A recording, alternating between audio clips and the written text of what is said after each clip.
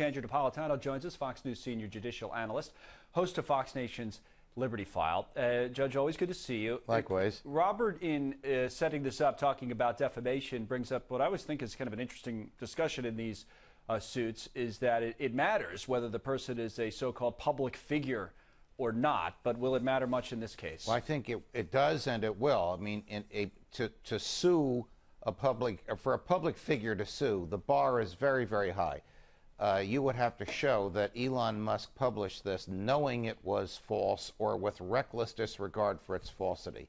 Stated differently, public figures don't sue because it's in a nearly impossible standard. But when the judge said that Unsworth, though he was involved in a public event, though he entered the event voluntarily, though he entered the event with the intent of affecting the outcome, which had a happy outcome, is not a public figure. Therefore, under California laws, a federal court applying California state law, Unsworth only has to show simple negligence on the part of Elon Musk. Now, it's interesting.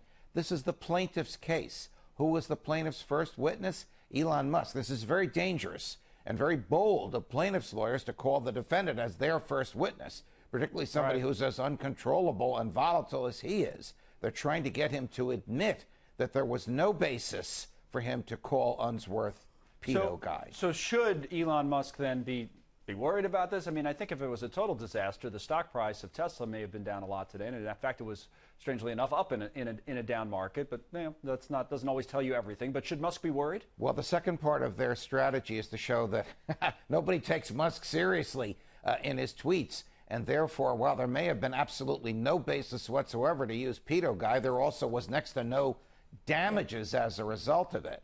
So Unsworth may get a Pyrrhic victory. You know, the jury may say, you're right, you were defamed, but what did you lose? Right. That's the hope and expectation and plan of defense counsel. All right, we'll follow it.